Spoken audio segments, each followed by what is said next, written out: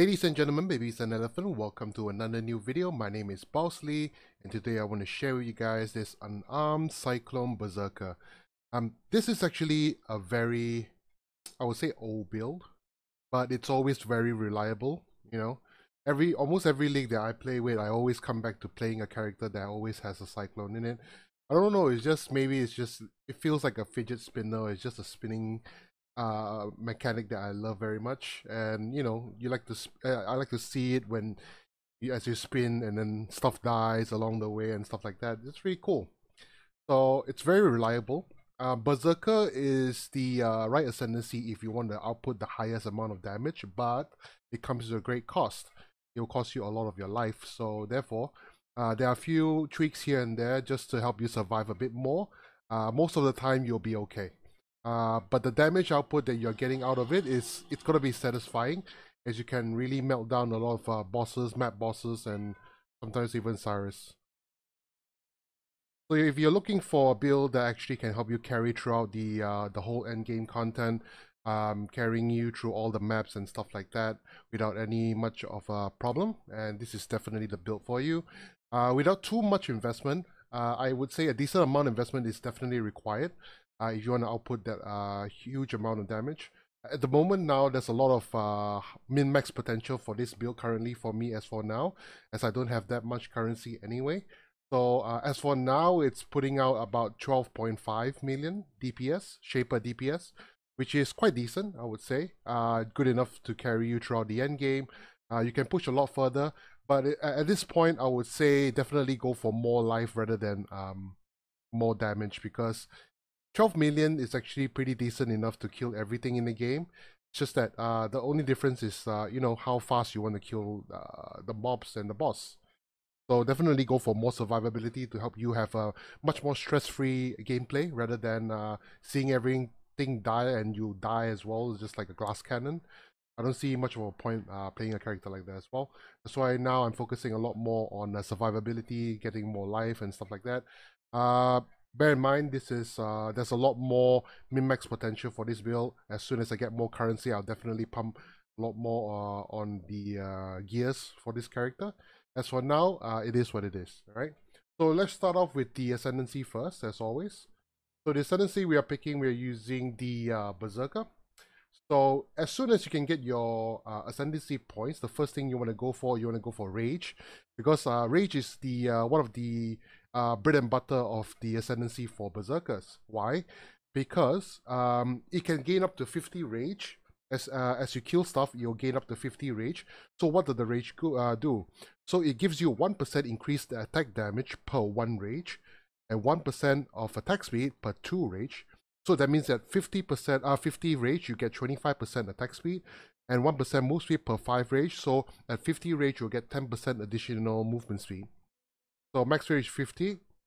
There is actually a node here that gives you more Rage, which is this one, Berserking. But I tried using it, but I wouldn't recommend using it.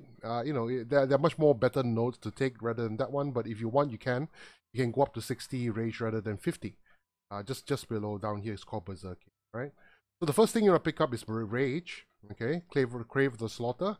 The next one, it's up to you. You can pick this one, Pain Reaver, for life gain and mana gain and attack speed if you want, or you can go for Flawless Savagery. So this one gives you all the damage that you need, which is the crit chance, the flat fizz, and crit multi, which is the raw damage.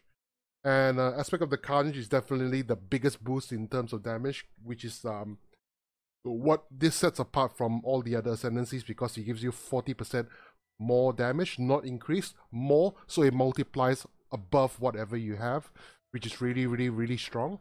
But it comes with a cost. That means you're taking 10% more damage increase taken. So it's fine. As long as we have a decent amount of armor and this amount of resist and stuff like that, you should be okay, right? So it's okay to take this because it gives you a shit ton of more damage. Because the biggest risk that we are playing in this build right now, this one, the Ascendancy that gives that allows you to take 10% more damage. And the other thing, we are using Abyssus. So Abyssus takes lets you take up to 50%, I believe. 40 to 50, so it's up to 50% depending on what kind of roll you get. So you want to get 40% rather than 50, so you take lesser, still take more, but you take lesser. Instead of taking 50%, you only take 40% increase physical damage instead. So 40 to 50, definitely go for 40. So that is the two biggest risks that you're going to take, right? That you take more damage than all the other characters, but you're putting out more damage as well. So yeah, aspect of the card, I would say go for Flawless Savagery or the Life Leech first, and then after that you can go for this one. It's up to you. So these are the Ascendancy points that you want to go for. At first I tried out Rite of Ruin, but the problem is I'm taking so much damage, and this one I'm losing 0.1% life per second per rage. That means I will lose up to 5% per second of life on 50 rage, even though I get more the effects of triple of the rage, but I die a lot faster. So I will definitely go for more survivability. Therefore, I took Pain Reaver instead. So this one gives me more life leech. So as I kill, I gain life, so it helps me survive a lot more than using Rite of Ruin. We don't want to go for Blitz because this one, even though it gives us a lot more attack speed, it's not going to give us, it's going to lower down a lot of our crit chance, okay? And Warbringer, I'm not playing Warcries. I just don't fancy Warcries that much. Therefore, I don't pick Warbringer. So that's the Ascendancy, right? And the next part we're going to talk about is going to be the gears. The gears are pretty straightforward. It's the same, almost every league is always the same gears.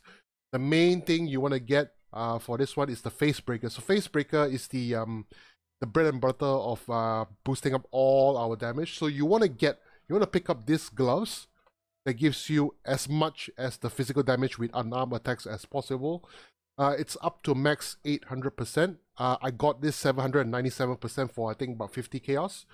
You can get something lower but for cheaper, or you can get the 800% one. That's going to be about, I think, 1 exalt or less than 1 exalt, something like that. So it's entirely up to you. I don't mind losing 3% of the damage, but I still save a lot more currency, and I can use the currency on other stuff rather than using on just one item. So instead, depending on your, your budget, on what kind of budget that you have. So Facebreaker is definitely the bread and butter of the build. Abyssus will push it a lot more further. Reason why is because of the huge amount of crit strike multi, and it gives you a lot more armor, and it gives you a huge amount of flat fist. Just insane. So Abyssus with the Facebreaker will really boost up all your damage. That's where we're getting all the juice from. So these are the two main gears that you want to get. Yes, it takes more damage, but you put out a lot more damage as well. That's why the Life Leech and armor comes into play quite importantly. Okay. And the next one we talk about is, yes, definitely a Circle of Guilt because of the raw flat fist from the ring. Most importantly, you want to get something that gives you increased buff effect and increased physical damage while affected by Herald of Purity. So this double mod will give you the damage boost that you need, the flat fist as well. And of course, the implicit modifier, which is the one on top, you want to get at least something like attack speed or global physical damage or something like that. It's going to cost you, this one I got it for, I think, 100 chaos, something like that. So you want to get something like this, around this range, about 80 to 100 chaos. I tried using both, but I definitely prefer using just one of it, and the other one I can actually cap a bit more of my res rather than using both. Because, yes, using both will give you a lot more damage, but you need somehow, one way or another, to cap your res as well. Because I'm using quite a good amount of uniques in the character as well, so I need to get my res somewhere. So that's definitely what I suggest, but it's up to you.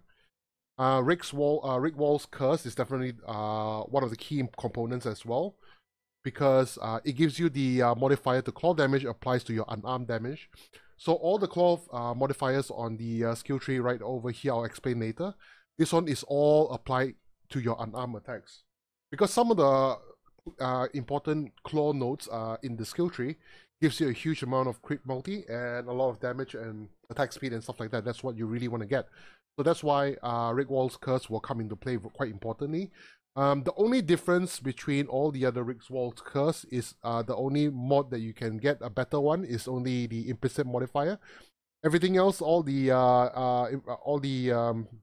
prefix and suffixes, all is fixed. So the only thing you can get up to 36% crit multi. That's the only difference you can get, right? This one is definitely a must go. The other ring I have is Steel Ring, Flat Fist, and Life. Unshattered Will is definitely one of the things that you want to go for if you can. There's two types of this one. One is the Unshattered Will, and the other one is a higher version, which gives you... The only difference between this one and the other one is that one you can summon a Greater Harbinger. So this one just summons a normal Harbinger. So what does the Harbinger do? So the Harbinger, when you're channeling, it will cast a buff on you to reduce the damage that you take. Basically, it'll give you a kind of a damage reduction buff. And this guy doesn't die. It's not a minion, so it won't die. It will just float around like this, as you can see. So it just casts the buffs on you while you're as you're channeling your way. So the only difference between this shield and the other one, which is same type, is that that one is, instead of a Summon Harbinger, it's a Greater Harbinger. So I guess it's giving you a greater buff, but for the price that you're going to pay, I don't really think you need to, unless you have the currency to spend. So entirely up to your budget again. So this one is definitely one that you want to go for, because why? You get some, you get a good amount of resistances. I get about what, 24% all res. Chance to block, mana gain when blocked, and the most important thing is also the channeling skill gives increased damage as well, because we are channeling, right? The belt. So the belt here, the most ideal belt, of course, you want to go for is the Rizlata's cloth or whatever, the coil, Rizlata's coil, I think. That one that gives you the huge amount of a flat fist and increased damage buff, but that one's going to cost you 4 or 5 exalt, something like that. I don't have the budget to go for that one. So at the moment now, this is the best option. The reason why, because this one gives me increased percentage of life, flat fist, and also I got the corruption with pride has an increased aura effect because I'm using pride. So pride will give me more of the damage reduction for nearby enemies as well, which is quite important. I got this belt for, I think, about 20, 30 chaos, something like that. Cheap, you know, cheap. Last but not least, the boots. Simple, just res, move speed, life. Very simple. Definitely ideal one. You want to go for tailwind, elusive, all that jazz. It's again up to your budget. Let's talk about the flask now. Life flask, instant recovery, immunity to freeze. Diamond flask for more crit chance and immunity to bleeding. Attack speed. Quicksilver flask for the move speed, and depending on what you can more roll on, I got an attack speed roll on it. Lion's Roar, definitely you want to get this one, because this one gives you 25% more melee physical damage, which is insane. It's 20 to 25%. You can get a 25% one for, I think, about what, 20C, something like that. Cheap. Oh wait, I think it's more than that, but you know, less than 100C.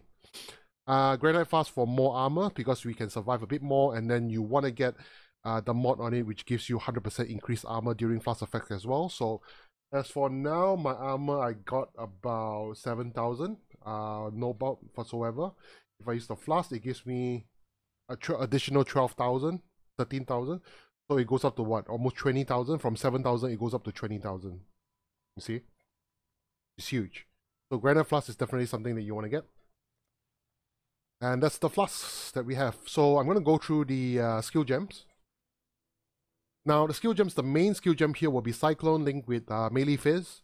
Brutality, because we want to deal only physical damage. We are not dealing any elemental damage at all. Increased area effect. Okay, so the only thing that you want to do is when you're mapping, you're going to be using increased area effect so that your radius will be a much bigger. And as soon as you go for bossing as like Guardians, Cyrus, you know, all the kind of bosses that it's hard to deal with, that you need all the damage that you need. Currently now, like, okay, this one now, increased area effect support with the buffs. Wait, not all the buffs yet. So, okay, if I put on all the buffs right now, it's about 871,000. Okay. If I put in concentrated effect and replace increased area effect when I'm going for bossing or solo kill, it goes up to 1.3 mil. So it gives you almost double the damage, almost double the damage, which is insane. So it depends on what you want to do, but generally mapping increased area effect will be more than enough for you. So that is definitely for bossing only, mostly or most of the time, because the radius is quite small, as you can see. So this one is the without increased area effect, which is small radius. I'll just pull it up so you can see a bit more. So it's really small, but it's good enough for one-on-one. As soon as you change it, See the radius? Yep, a lot more bigger. So it's better for you to clear the maps. Okay? Even if you, or for Blood and Sand, even if you change it to Sand mode to get more radius, so now you can see it's a bit more. Even though you change to that, the damage is still 842. Sorry, 797 and 871. So it's about 120k difference. But the radius gives you a lot more juice. So you can hit a lot more stuff. See the difference? This is blood mode, sand mode, blood mode, sand mode, right? So yeah, increased area effect, 45 support. So this one gives us more melee damage. And importantly, it gives us more damage reduction from physical, which helps us to survive a lot more. So definitely go for 45 support. You can go for Pulverize as well if you want. But the problem is Pulverize reduces your attack speed, but it gives you more area effect and more damage. So you can play around with this kind of gem. So Pulverize support is an optional gem that you can actually use as well. And Infused Channeling is definitely what you want to get as well. Again, this one will give you more damage and also gives you take less damage from hits as well. So it's really important. So we're trying our best to survive a lot more because of the Ascendancy nodes that we picked up, and the abyssus that's gonna, you know, destroy our health because of the damage increase taken as well. So that's fine. So even though 40% increased physical damage taken, as long as we have good amount of physical damage reduction, it kind of offsets and it gives you a very neutral spot to stand in, so that you'll be, you know, most of the time you'll be okay with surviving. And that's the main gem link. So we'll be using Berserk because Berserk will utilize our rage. So what Berserk does, it will consume 5 rage per second, but it gives you 20% more damage with attacks, 20% more attack speed, and 30% more move speed, and 20% less damage taken. So it's definitely what you want to get. So definitely pick up a Berserk, 100%. As soon as you go for, the flow is like this, right? So you're going through your maps, as you're killing stuff, right? Your rage builds up. And your rage builds up to 50, it will stay there as long as you're killing stuff, right? As soon as you enter the boss room, pop your Berserk, and then after that you will go down, it doesn't matter, then it gives you all the damage and blast everything out on the boss. So that's the idea. Shield Charge will definitely be our, you know, movement skill, because we can't use Leap Slam because we are not using any weapons. So Shield Charge is the only option we have. You can use other stuff like Phase Run and stuff like that, or what do you call the I can't remember. Forget it. Anyway, Shield Charge is definitely something that you want to get for.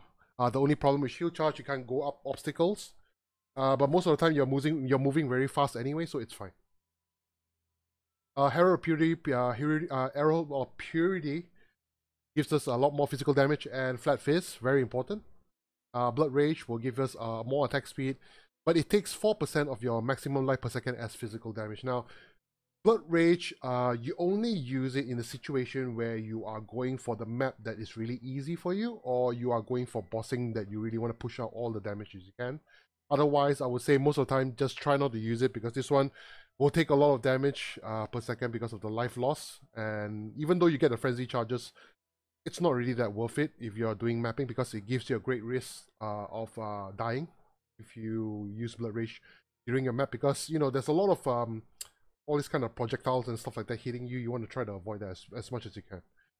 So Blood Rage is definitely there. Molten Shell linked with the vulnerability, cast when damage taken, and increased duration. So ideally, you're stealing, if you're using a steel ring, you want to have curse on vulnerability on hit, but I haven't got that yet.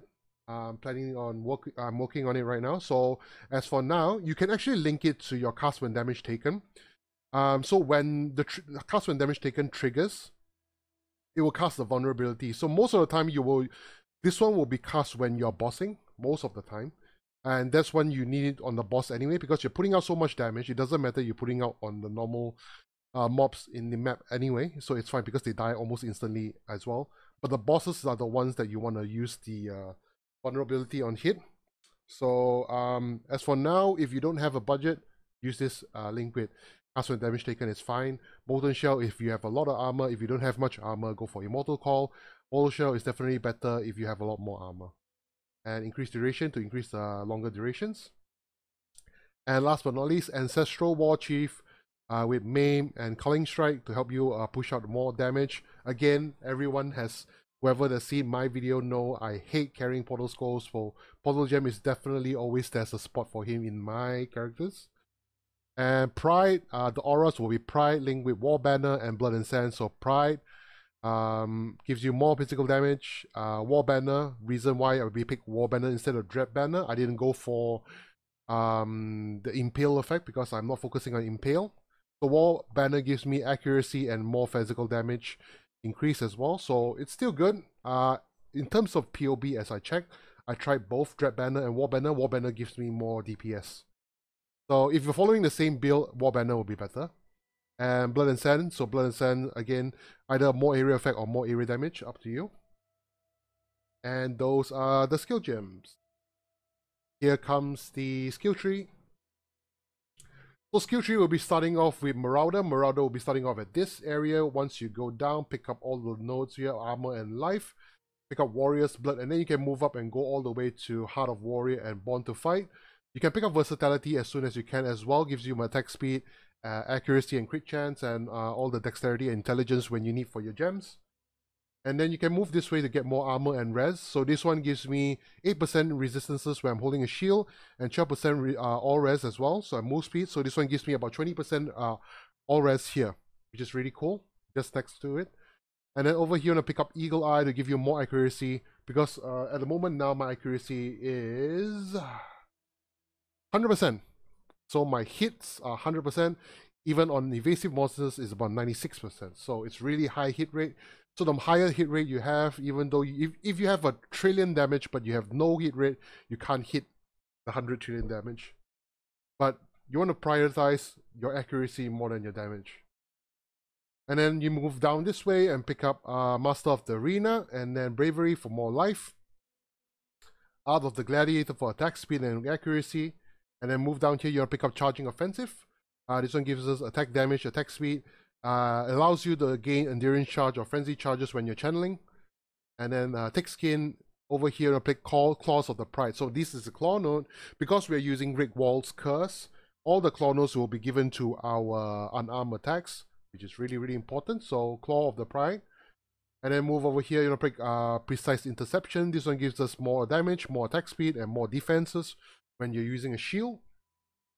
Weapon Artistry for more attack speed and more block attack damage.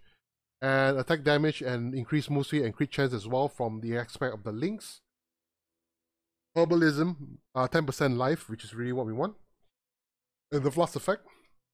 Acuity for attack speed and accuracy again.